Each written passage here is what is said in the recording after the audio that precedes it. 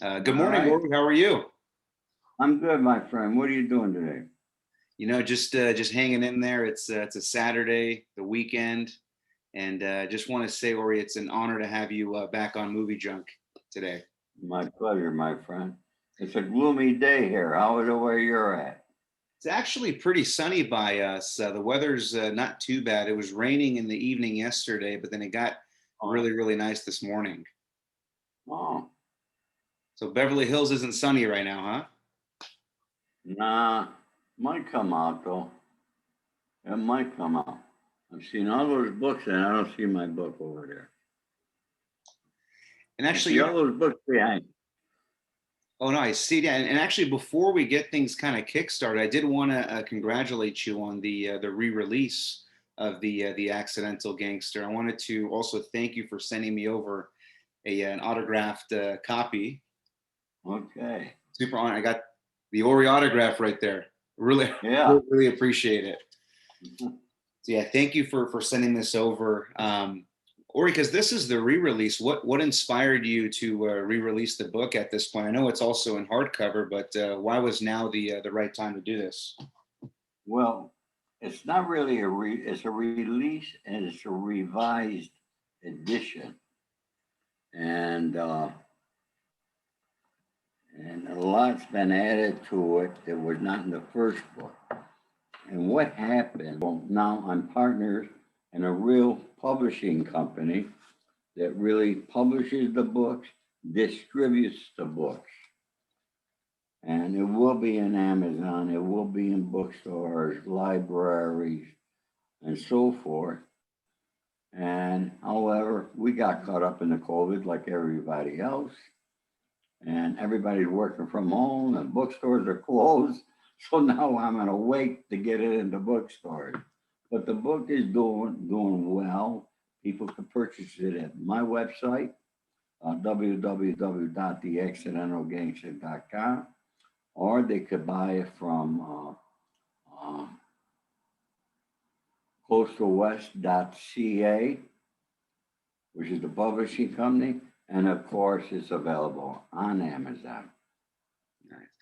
And Ori, you're also going to be presenting at the Mom Museum, I think in May, right? You're going to be doing a special May, signing there. May 11th, I will be at the Mob Museum in Las Vegas. I just spoke to Jeff Shoemaker there yesterday, and the governor is opening up more things in Nevada. And we're hoping by May that they could have 100% capacity. And I've had 15, 20 people so far on social media, friends of mine, that said to be there. So that's Awesome. cool. The other thing I wanted to mention is in the back of my book are letters. And there's a letter in here to Sonny Franchese, letter to Michael Franchese, letter to my children, my ex-wife, and various other people. Interesting letters that, a lot of the people are dead, but I wrote letters to dead people. And I had a few people tell me that when they read those letters, brought tears to their eyes. Yeah. So Yeah. I don't know. Have you read them yet? Yeah, no, I had a chance to go through because there's also court documents as well, along with Yeah. letters also to your children, as you mentioned, and wife and Sonny and Michael Franzese. Um, I did want to ask, and without giving too much details to what's in the letters, why do you think it was appropriate to include Michael in the letters? Well, I discussed it at length with my publisher, and we thought it would be a good idea. Uh, I don't know if it was or it wasn't. What you think of the letter to him?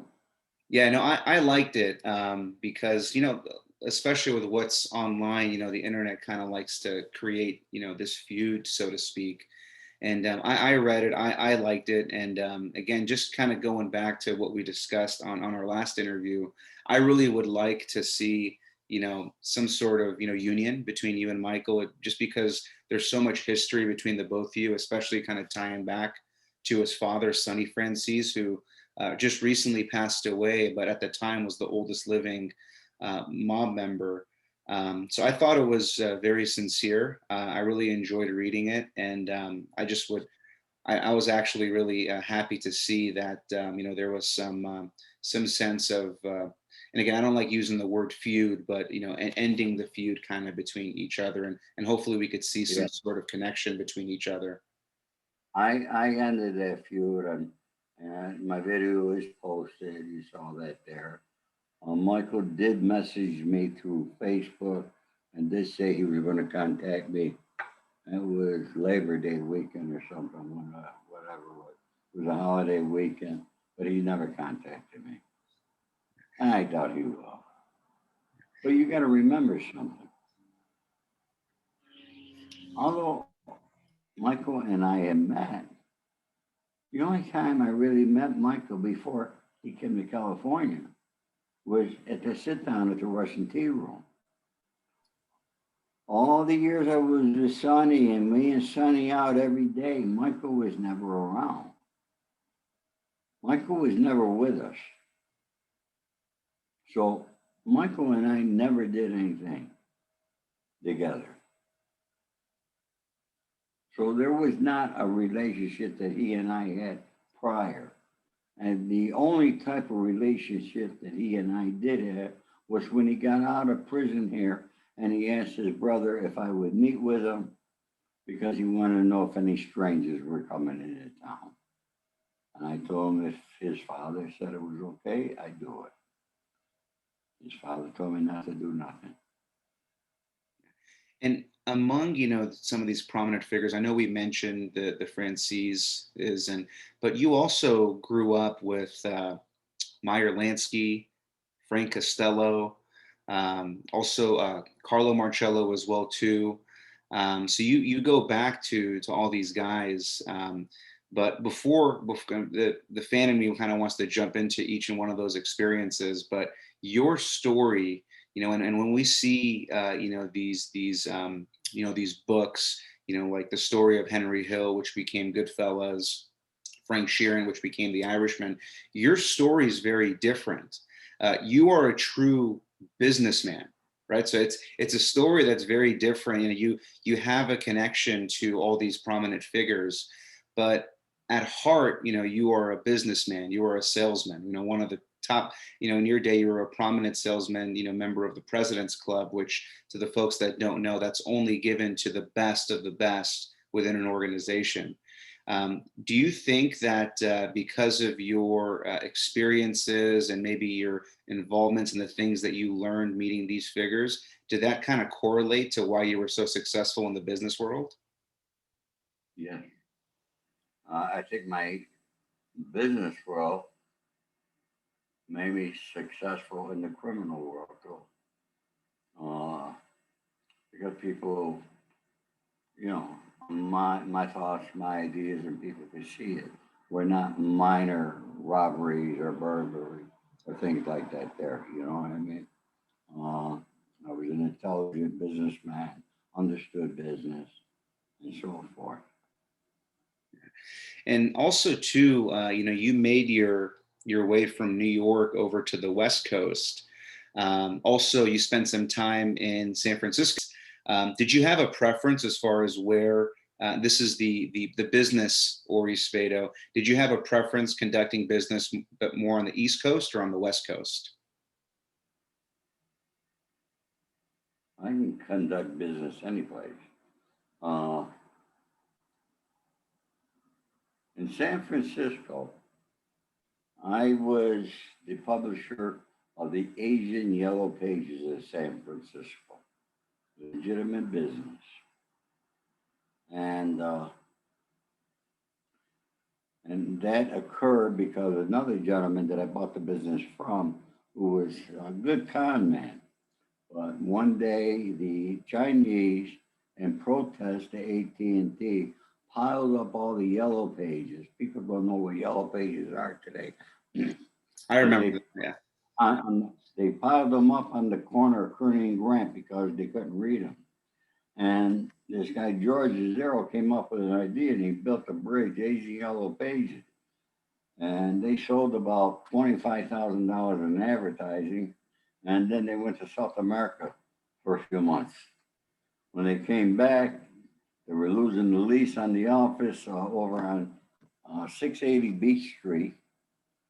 And I got involved and I bought the entire business from them for $5,000 and took it over, built it up, and published the book.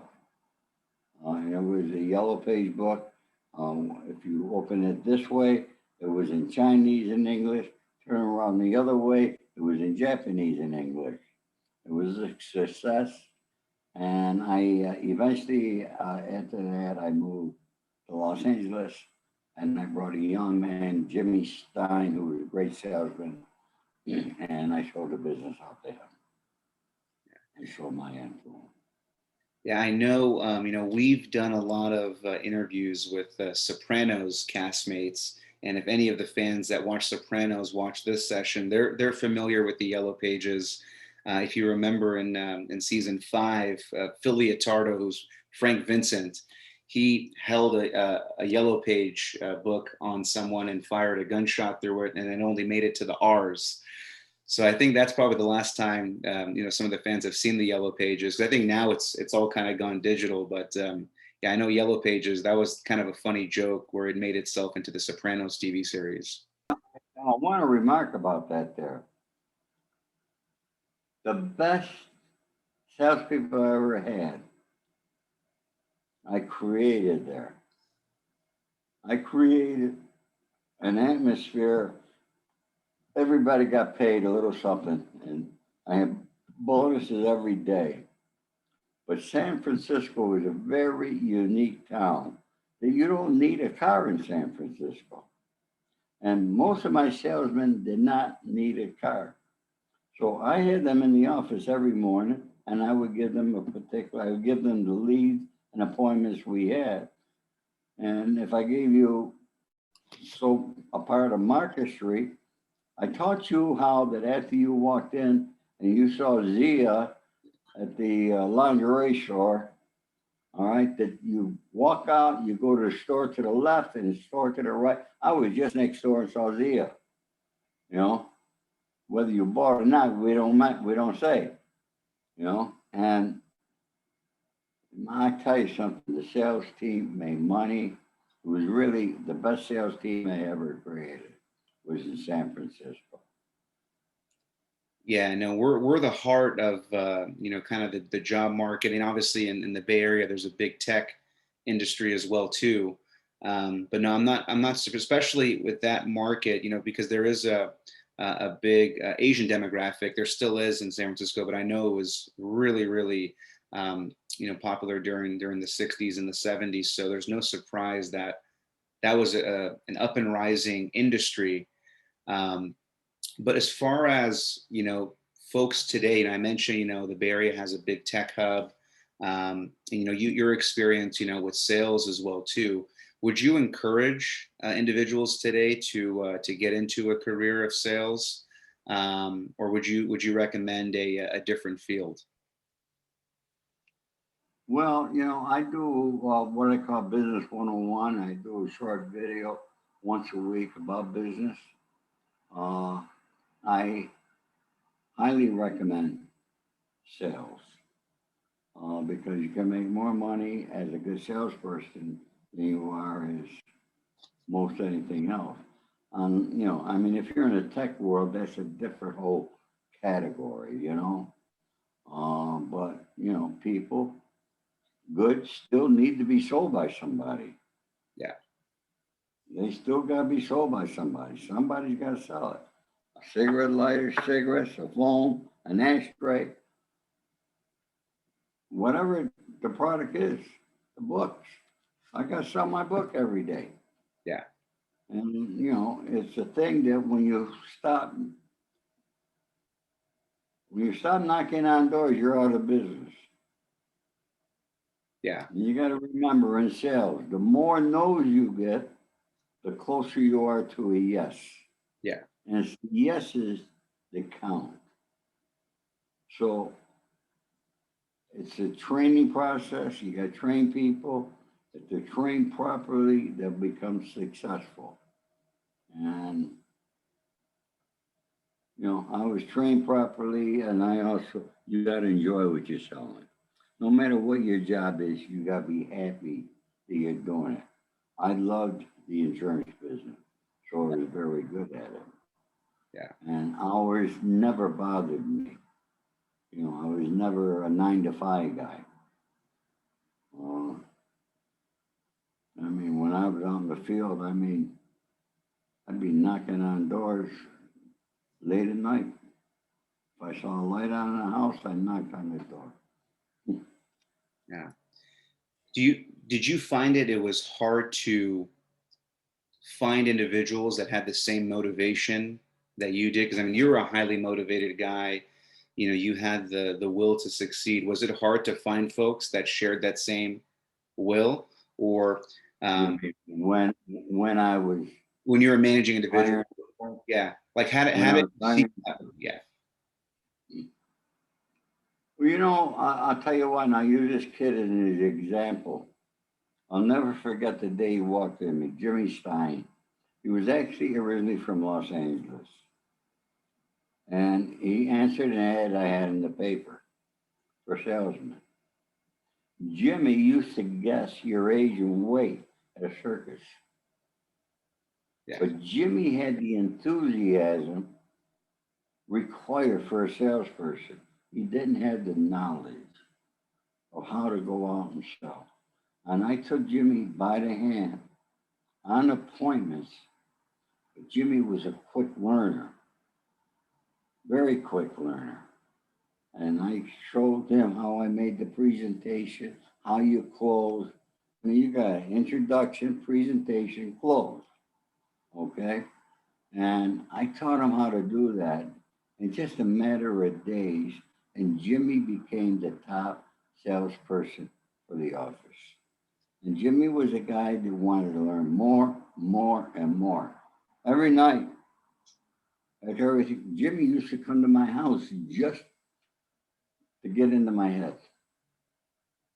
And Jimmy became very successful. He ended up only in the Asian Yellow Pages. Yeah. yeah. You know, really, because it comes down to two categories. You know, skill versus will. And this was a guy that was at the, you know, guessing people's weights, and he's probably doing it hundreds of times a day. He probably had the will and the enthusiasm. He just needed to be guided in the right direction. That's where the skill piece comes in, the knowledge where you came in. So that story is not surprising to me.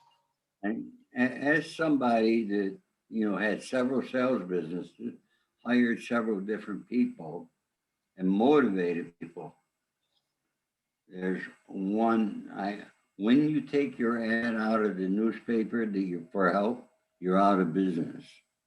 When I came to Los Angeles, I was a manager and opened the office for the Better Business Bureau Yellow Pages over on Venice Boulevard here.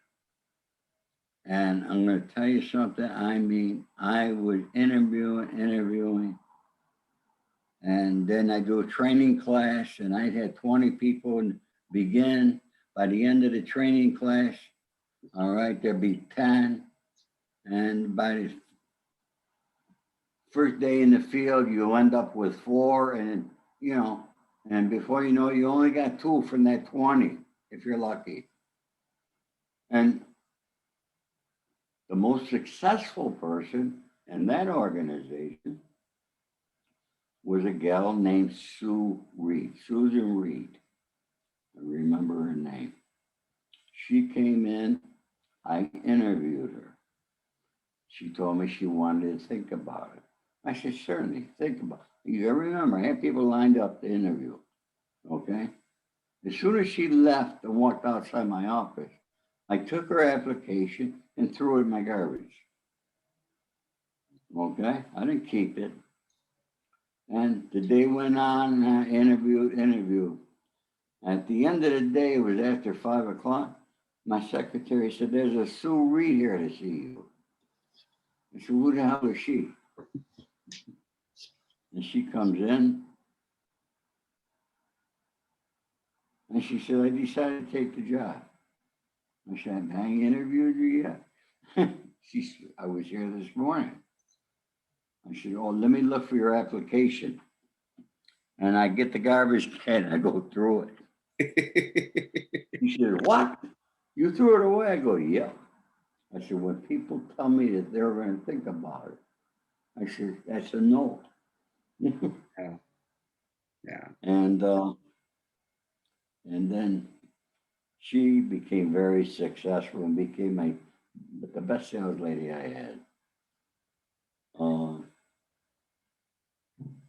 But she was not afraid to ask questions.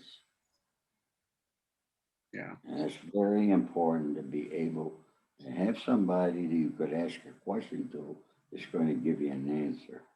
And I made myself available. Actually, somebody told me that I should have titled my book The Accessible Gangster instead of The Accidental Gangster, because I'm very accessible to people. I make myself, if I can help somebody, I'm going to help them.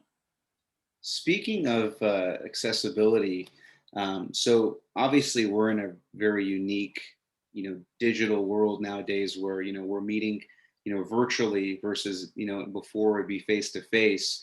And you can do a transaction now, with never even physically meeting the customer. Do you have a preference one way or the other? Because now you can be more accessible, faster, quicker, virtually. But did you find it was more beneficial face to face or doing things virtually like we are today? Face to face. How so? I want to be able to look in your eyes. I want you to know me who I am. I want to know you who you are. Okay? We got to develop a relationship. You cannot develop a relationship online. There are a lot of people in the financial world trying to do things, and I get hit up all the time by them. Now, if I were interested in it, the only way I would do it, I mean, I get somebody that they're thousands of miles away and trying to do business with me in the financial world. I'm not going to. I don't know who they are. I don't know where the hell. They can tell me they were anywhere. You don't know what's going on. This world is not good. I woke up this morning. I checked my bank. I looked. There's 4 charges. 59, 59, 48, $257. United Airlines. I go, what the fuck? Now I got to call my bank. Well, it's Saturday. It's impossible to get because everybody's working from home. The banks are not open on weekend. You can't get a live. After about 20 different numbers that I Google, I got a live number. It weren't my charges. They credited me back. All right, but now I got to wait for a new car to come in the mail.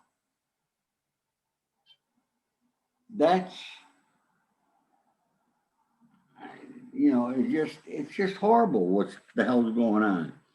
And it's laziness. People are lazy. This technology has made people lazy. Yeah. Yeah. No, I agree. Get your ass out. You're a salesperson? Go knock on doors. Go knock on businesses. You got to see people. Let people know who you are. Somebody asked me the other day, they're in real estate someplace. Told me they just moved to a new area and they don't know anybody. I said, listen, you go to the grocery store, you go to a hairdresser, you meet somebody. I said, there's 4 words. I need your help. When you ask people for help, people are willing to help you. You ask them nicely. Yeah. I just moved in the area. I'm in the real estate business. Do you know anybody that wants to buy or sell a home? I should do that 100 times a day. Yeah. Because now, you're in real estate, sell a house a week. yeah, because now you've reached out to one person, but that one person knows 5 people that they can recommend you to. So now right. you technically hit 6 people. Yeah. I mean, in the insurance business, if I sold you, I walked out of there with 5 of your relatives' names, addresses, and phone numbers Yeah. that I can call and say, hey, I just spoke to Zia. He's very happy. You can call him. He'll tell you. I'd like an appointment. I'd like to meet you. I have something. I used to say what was my turn? I have money for you for the future.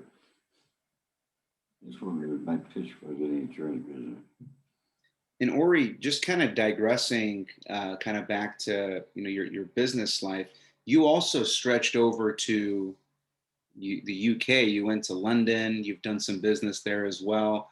Do you kind of mind just sharing from a high level, kind of what was some of your involvement in the UK? Well, you know what? I met a gentleman there through. I actually met him through my friend Danny Sims. Danny Sims was a music producer, manager. He's the guy that discovered Bob Marley. And he owned Bob Marley's first publishing. And Danny was a smart dude. When he was in New York, he was with Joe Piney from the Gambino family. When he was out here, he was with me. And when he was in London, he was with Joey Pyle. And him and Joey were managing Mark Morrison. Return of the Mac. Remember that song? Mark's still a friend of mine.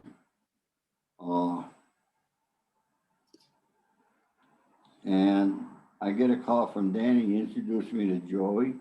And they had a deal for Mark of Warner Brothers. And Mark was a little hot-headed kid at the time. He was getting a lot of fights. And they asked me to watch over him while he was in town, make sure he got to his meetings at Warner Brothers and so forth. And because Mark was younger, I brought my son, and him and my son became friends. My son made sure he got to Warner Brothers. Joey and I became friends, and Joey, I mean, we were talking 3 or 4 times a day from London.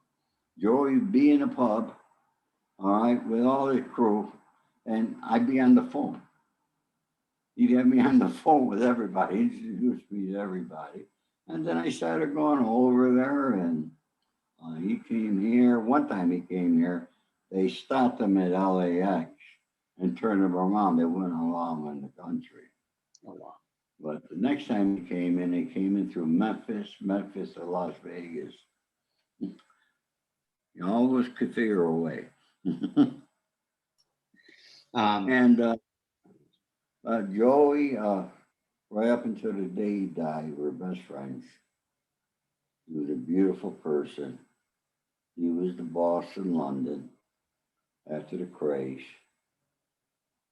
He knew Ronnie and Reggie Cray. And now his son, Joey Jr., is like my son. He calls me his second father. So, and, I know through the years I met everybody over there. Got all their respect. They got mine. And it's a great relationship. I love London. Beautiful Great place. city. Yeah. They told me it's changed a lot, though. It's changed a lot over there. Everything in the world has changed, my friend. Yeah. But you gotta go along. You gotta keep up with the changes. But one thing that's always going to maintain the same, you should always try to maintain a positive attitude. Always. Yeah. No matter how bad things are, remember they're going to get better. You just have to get through those times. Yeah. Or do you have any regrets over your things that have kind of come across during your life? Any regrets, things that you'd want to take back, if you could? Somebody asked me that yesterday. And my words are no. It was my life. It's what I was destined for. It's what I am. Accept it. And that's it. Yeah. Yeah. Can't go back. Can't change nothing. What I did, I did. Um, is there are we going to see a potential movie or miniseries of your life? Again, it's such a unique story. I encourage folks to read the book. It's unique. It's different from the other mob stories that you might have read. Again, there's a business element to it. But do you think we'll see one day a TV series or a movie of your life? I can tell you that I believe is going to happen. A huge amount of interest. I have an A-list writer director.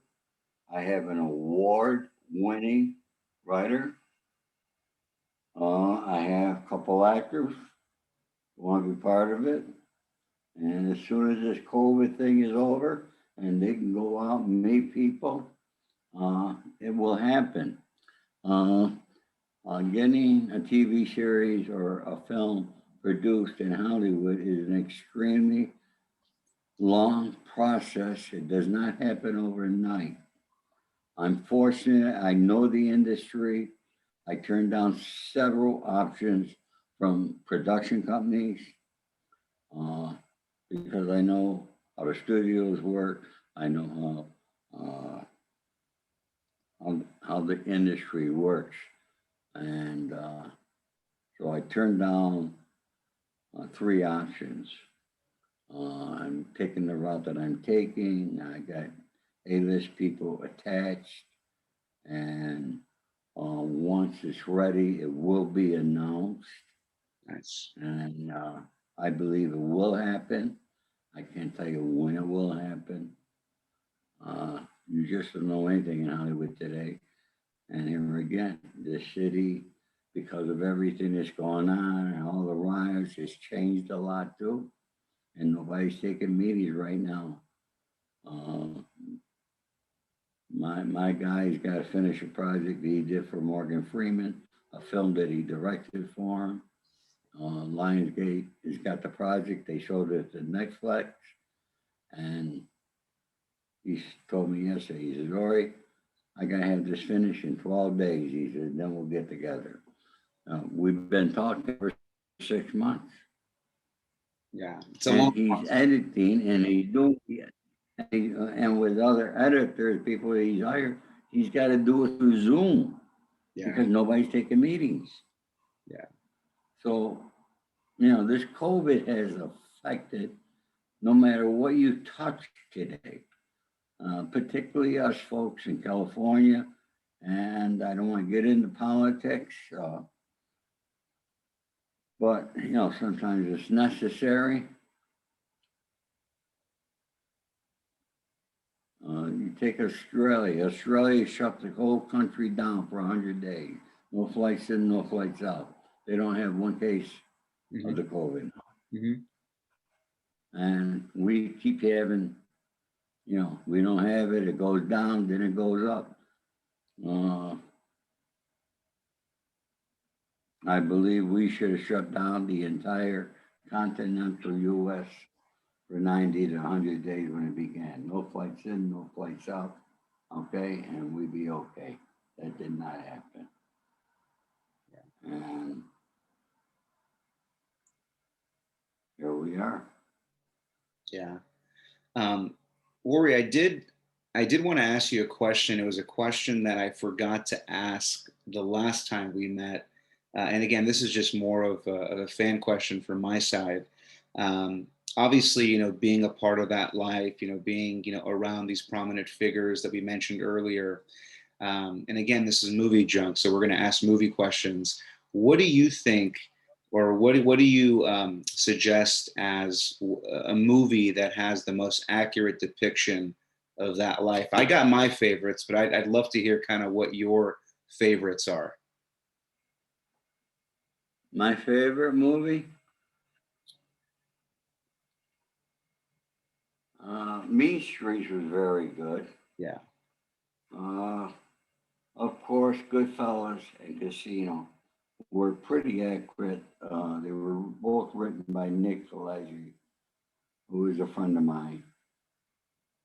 And, Nick does his research. And he was fortunate that he had people that went through it that he could talk to. Uh, when he did, he had Henry Hill, as we know, and for Goodfellas. Um, and then he began with Frank Collada, who went on board first when he did Casino. Rosenthal didn't want nothing to do with it. I'll tell you a little inside story here. But they were proceeding, and De Niro wanted to play Rosenthal. Yeah. When Rosenthal heard that De Niro wanted to play it, he called Nick. Is it true? Robert De Niro wants to play me? Yeah, it's true. He says, I'm in. So he was involved. And there's a scene in that movie where somebody's killed in a swimming pool.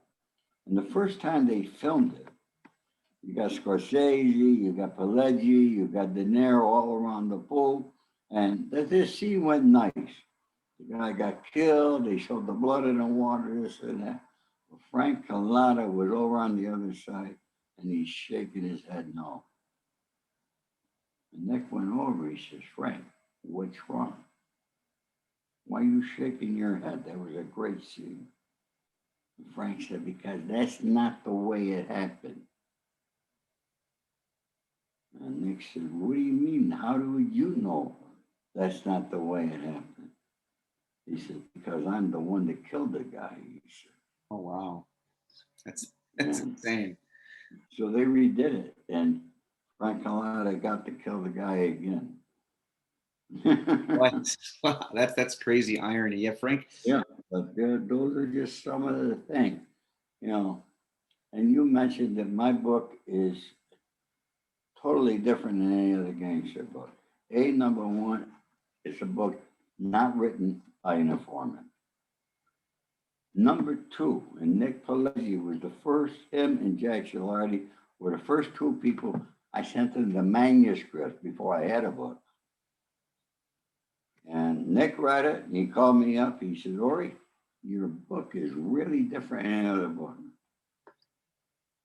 He said, but you don't say nothing bad about any of these guys, except for the informants.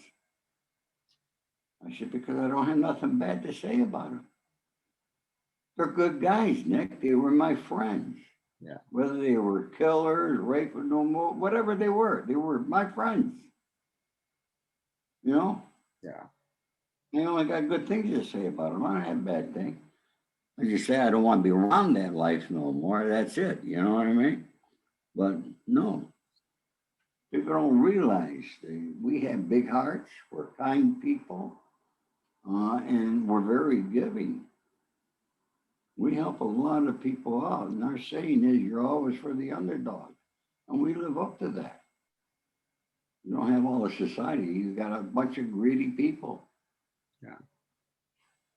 Yeah. Just echoing what you said as well, too. I put Casino. It's kind of on my Mount Rushmore. And you mentioned Nick Pileggi, and yeah, he endorsed your book. I mean, he's the first name on there as well, too. So that's definitely a really good resource to have. And if Nick Pileggi can write your movie potentially, man, that'd be awesome. Nick will be an executive producer on it. I don't have $1 million to pay Nick. That's what he gets paid for his script. Yeah, no, that and he's always busy. Now you see that book that you got behind you right there? Oh, that one? Yep. The Godfather? Yeah. Yep. That was the destruction of the Mafia. Oh, really? Yeah. On there, the Joe. You got to remember, before that what happened in the shadows stayed in the shadows. What that book did was it glamorized the life, and everybody wanted to be part of it. And most of those people that became part of it as a result of that movie became informants. As soon as the cuffs were on, okay, who do you want to know? Yeah. From my understanding, too, Joe Columbo had some involvement with that. with that movie. The word mafia couldn't be used in it. There was a lot of behind the scenes that was going on. The movie was almost destroyed before it even began filming. But yeah, because there were some movies before The Godfather, but it was really fantasy. The Godfather really, put the underworld on the map. And I think everything else kind of stemmed as a result of The Godfather. There was a movie, I think it was before, wait, I know after it. I can't think of the name. Was it before Real old movie.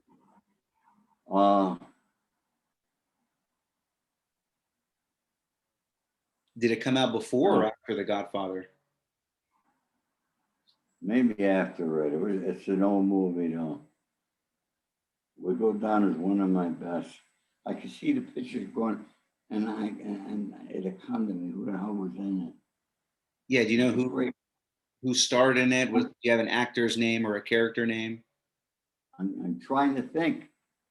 I'm having a blank moment here. What the freak was the name of it? Once Upon a Time in America. Once Upon a Time in America. The 80s.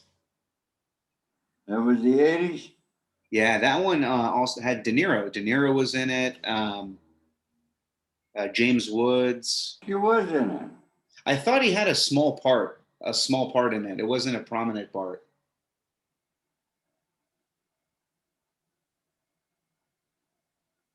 Burt Young was in it. Danny Aiello.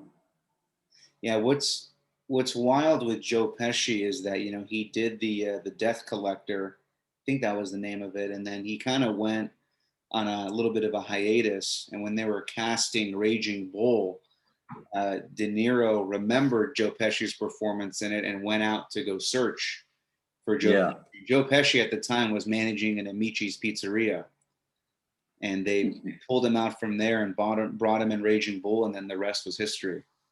Right.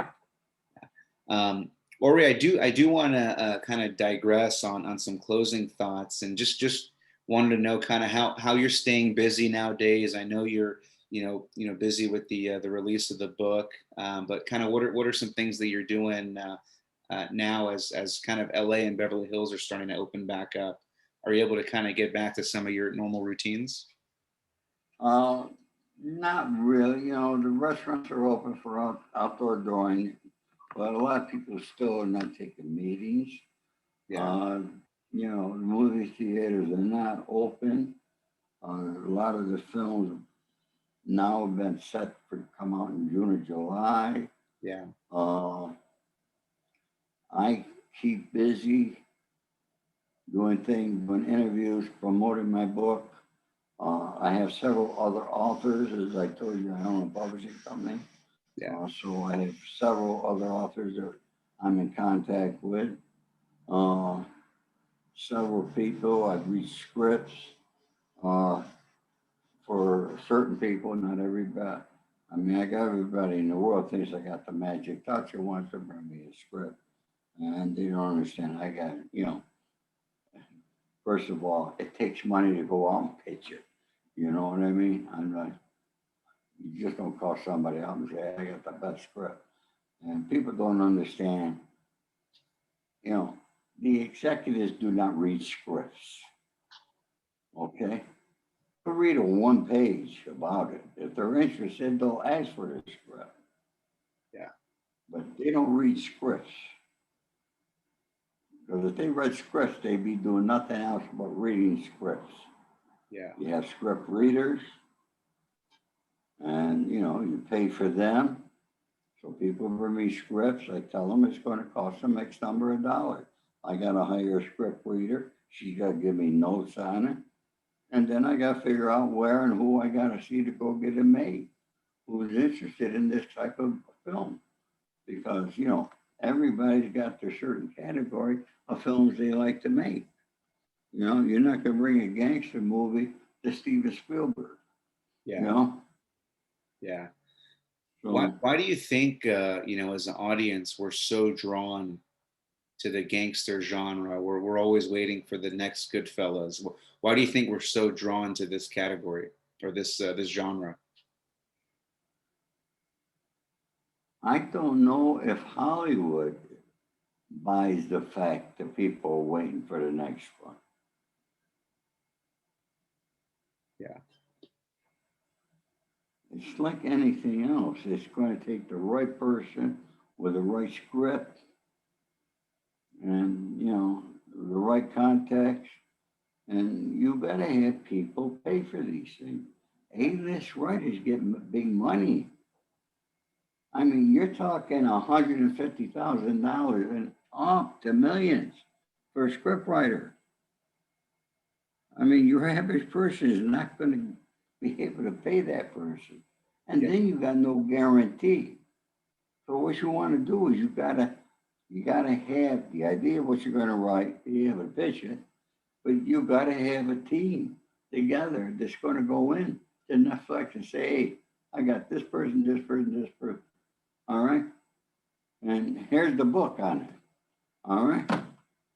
We've got a book. It'll be a movie off a book. They like movies off books. Yeah. Now you got something. So they'll come up, and if it's going to be a TV series, all right, they're going to come up with X number of dollars to produce that. And a TV series, this don't cost $10,000 a week. You're talking multi-millions of dollars every week for every show you see on TV. You're talking big money. Yeah.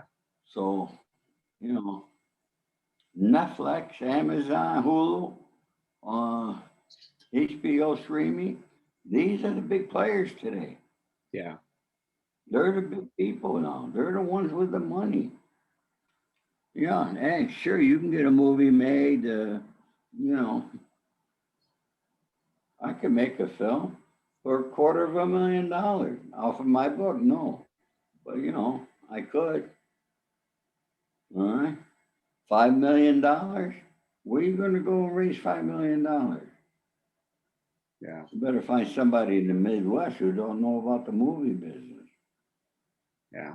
Because people in Hollywood have not invested their money in it, only the studios. And Ori, you mentioned TV series, and for some reason, a prominent TV series, for some reason you always get connected to it a little bit. Ray Donovan, as you have a reputation of being a Hollywood fixer. Why do you think fans or folks connect you to that show? Because I was one of the original Hollywood fixers. I'll tell you a story. I casted a film for a young guy out of Philadelphia a few years back. They called me up, a guy from New Jersey. I got this guy, they got a few bucks for the film. I said, they got the money? Yeah. I said, I want $5,000, I'll cast it. And I wasn't out of prison too long. And they paid me the $5,000. So I went to Jack Gilardi, and we casted it in a day. And one of the guys that we had casted in it, we had Eric Roberts, we had Thorsten Kaye, but we put Uchal into it, who plays John Voight's son. Yeah. And I think there's a picture I posted one time where we all had dinner before the film, at the Boa up on Sunset. And Pooch, at that time anyway, I don't know where he lives now, but he lived in Connecticut, and they flew in for it. And he come in, and I'm the first person he comes to the table. He asks for me. And he says, Ori, he said, my friend told me you got all the love and respect and told me to see you. I said, thank you, Pooch. I said, I love your acting, you're good. I introduced him to the rest, and he sits down. And I'm over here with Jack Gilardi and Thorsten Kaye, and then I turn around. I said, Pooch, I'm a little pissed off of you people. What's wrong, sir?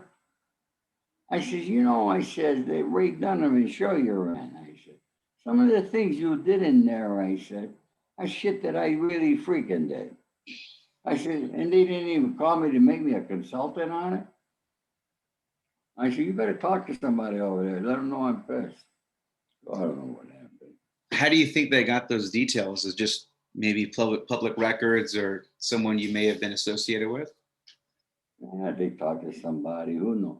They'll take a little detail, take a little thing, and then they elaborate on it. You follow me? Yeah. But I was able to detect what it was. God, yeah. You know, how they came to it. They make it bigger and more and dramatize it more, you know, for the show. It's a great show. I love it. Geez, I think it ended and not coming back. I don't know. Yeah, it did. There's a little bit of a the fans are kind of picketing a bit for one last final season, or maybe even doing like a TV movie kind of send off, because the way it ended, it needed more of a proper finish. So hopefully we can get it back for one more limited series. I mean, they're bringing back Dexter after all these years. I'm sure they can bring back one more season of Ray Donovan. Yeah. Yeah. Awesome. Yeah, I run into John Voight a lot, you know, when I'm out here in the mornings. So. We'll see if they bring it back. I think the best season was when they were in Hollywood. Yeah. I think it went downhill a little when they went back to New York. Yeah. No, I liked it more when it was out here. It was the best work. And John Voight, I mean, the show has been what 7-8 seasons, and he doesn't slow down in any season. I think he's the best part of that show. He's amazing. Oh, he is. Ori, Every time you think they kill him, he comes back. he always comes back. They send him to jail, and he comes back. I mean, it doesn't matter what he is. And what's crazy is that there's a piece of him in each one of his sons. As much as they try to keep a distance from him, you know, right? That's a reflection of them. Yeah, they can't. Yeah. Ori, I want to be respectful of your time. I can talk to you just about Ray Donovan alone, and I want to save some stuff for MovieJunk and Ori Spado round 3. But any closing remarks, anything that you want to share with the fans that we didn't discuss today before we sign off? Nah, folks, you know, it's like you just said, my book is different than most gangster books that you ever read, because it's not totally a gangster book. And if you really read the book, you could learn from this book. All right. It's a book for not how to become a gangster, how not to become a gangster. Okay. I strongly urge any young man, any young woman today that thinking about a life of crime, don't do it. It does not pay. You're going to end up dead or in jail. You cannot trust anybody. In today's world, everybody's taking your picture, and the FBI, law enforcement, okay, they got more equipment, more time, more money than you're ever going to have, and you're going to go down. Live a good life, get an education or a trade. And if anybody hesitant and thinks about it, if you want to write me, you can write to me at the Accidental Gangster at Gmail. And if I can help you at all, I certainly make myself available for you. But I strongly urge, as Zia pointed out, the business lessons you could learn from my book. I strongly recommend to do it. If you want to make money, learn how to keep your money, because in the criminal world, you make fast money and it goes fast. And that's it. Zia, I love you, buddy. Thank you for having me again. And we'll do it again. It's an honor to have you on. And again, folks, you can reach out to Ori. He's also on Instagram at the Accidental Gangster. This is the book that you want. Yep. It's a hardcover limited edition. And get it now before we run out of these. Yes, a soft cover will be coming. Awesome. Thank you. Okay. Thank you very much, buddy. We'll do this again. Take care. See ya. Bye-bye.